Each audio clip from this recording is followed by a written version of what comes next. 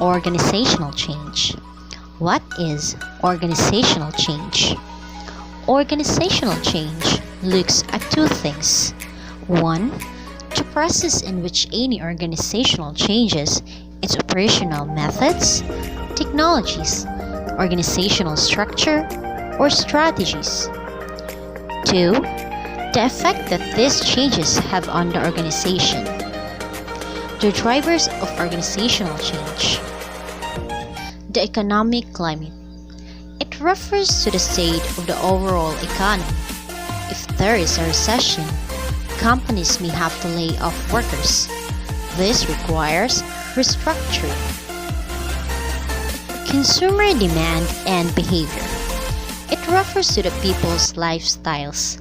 How we shop, work, and spend our free time is forever changing. Since the advent of the internet, these changes have been occurring at significantly faster rates. New technologies are appearing at an accelerating rate. New high-tech systems and devices completely change how the companies do business. Business models such as outsourcing and virtual collaboration are only possible today, thanks to the internet and the ultra-high-speed communications. The competitive marketplace. A new rival can suddenly appear on the scene with completely different commercial behaviors. The other players must adapt rapidly. Government policy. When companies are faced with new legislation or rules imposed by the relevant regulatory authorities, they need to do the two things. 1. Comply with them. 2. Adapt so that they may continue to thrive. There are 8 benefits of organizational change. 1. Great ideas get shared more often. Organizational change puts change at the center of the enterprise. When that priority is communicated, ideas start coming to the surface. 2. Failure becomes a speed bump. Traditionally, failure is seen as an endpoint. It's a definitive result. In the process of change, failure is simply a step along the way. The change in thinking allows for more risk and much richer rewards. Failure is no longer feared. 3. Learning and collaboration grow. Change promotes a culture of learning and collaboration that gets employees out of cubicles and into common areas, sharing ideas and strategizing. 4. Change sees the light. When the change exists in the enterprise, it typically sits in a dark corner or partitioned off, away from the core business. Change needs to be seen as something that can fundamentally change the business.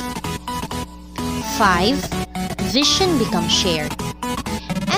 Enterprise needs to change to ward off competitors and maintain its market share, a clear vision shared. 6. Employees becomes empowered. When employees feel trapped by their job title, that's a problem. Giving voice to the employee gives everyone a sense of team, and transformative ideas emerge. Employees start to feel more valuable. 7. Creativity reigns supreme. Whatever industry the enterprise finds itself in, an injection of creativity can be a powerful thing. 8. Culture improves. Typically, enterprise culture is a labyrinth of red tape, paired with a gauntlet of bureaucracy.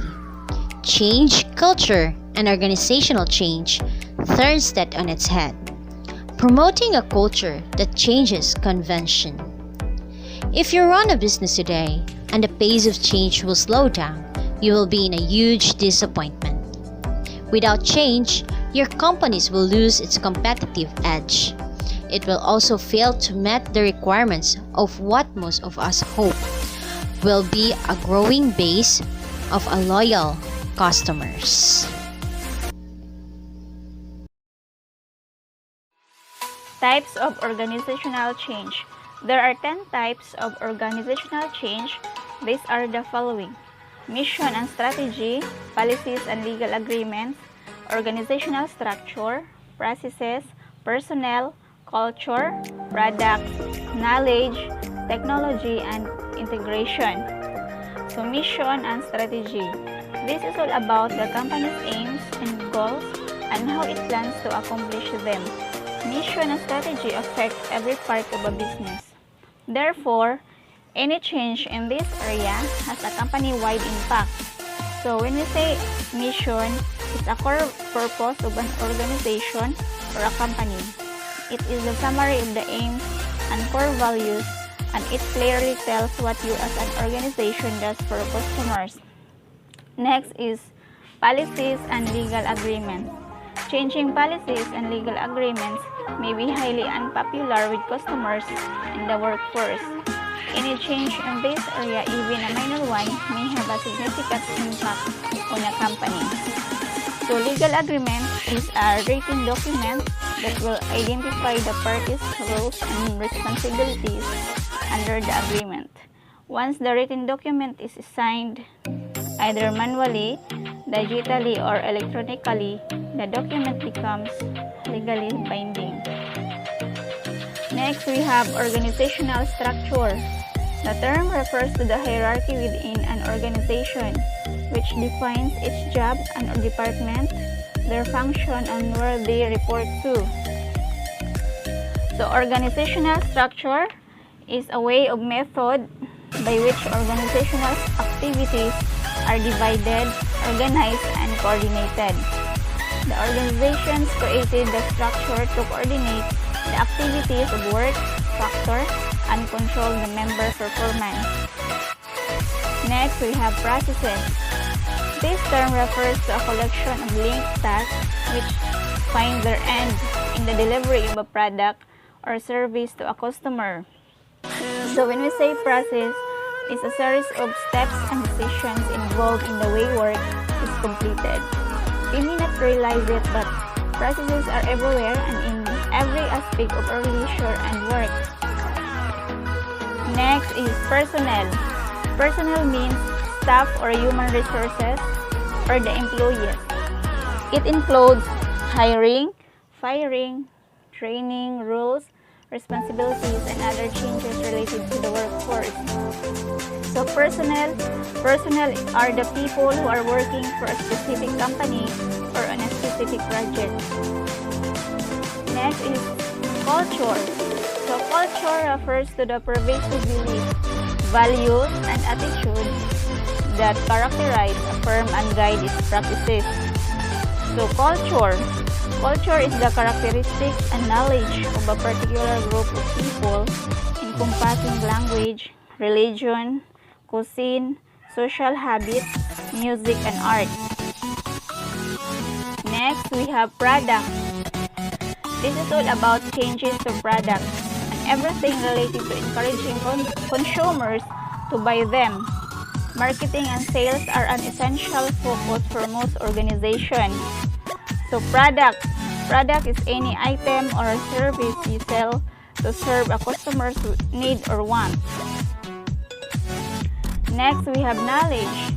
Knowledge supports every product, process, initiative, project, and program.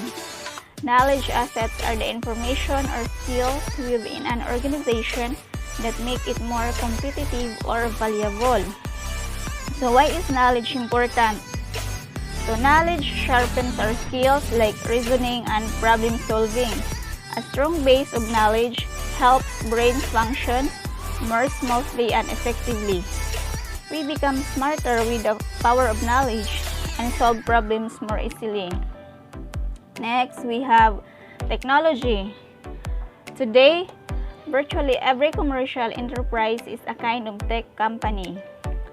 Sometimes, a company makes changes to its technology, infrastructure, automation systems, hardware, and software. So here, why is technology important in a company? So first and foremost, technology affects a firm's ability to communicate with customers. When customers use technology to interact with the business benefits because better communication creates a stronger public image. Next is integration. Integration includes synchronizing IT or information technology and businesses, cultures, and objectives, aligning technology with company strategy and goals. In a company, integration is a reflection of how people are absorbing IT as a function of the organization. Virtually, every change requires integration. We must align everything in a company so that they support, complement, and add value to each other. Integration is usually the most complex type of change. When carried out successfully, the whole company is clearly much more valuable than the sum of its parts. Next is the types of the study of organizational change. So the study of organizational change, according to Sean Grimsley, that the study of organizational change is interdisciplinary in nature and draws from the fields of psychology, sociology, political science, economics, and management. The study of organizational change, because of its very nature, covers from different disciplines including psychology, management, economics, political science, and sociology. Next is, the last topic is organizational change failure. Organizational change failure. So according to Robert Huff, that his study found that in the majority of cases, the failure occurs in the exceptional phase. This is due mainly to broken or inadequate communication. So why do organizational change fail? So there are many factors that cause change efforts to fail. It can be one or a combination of variables such as resistance to change, ineffective process, poor timing, and so on. Ultimately, change efforts fail because of poor leadership,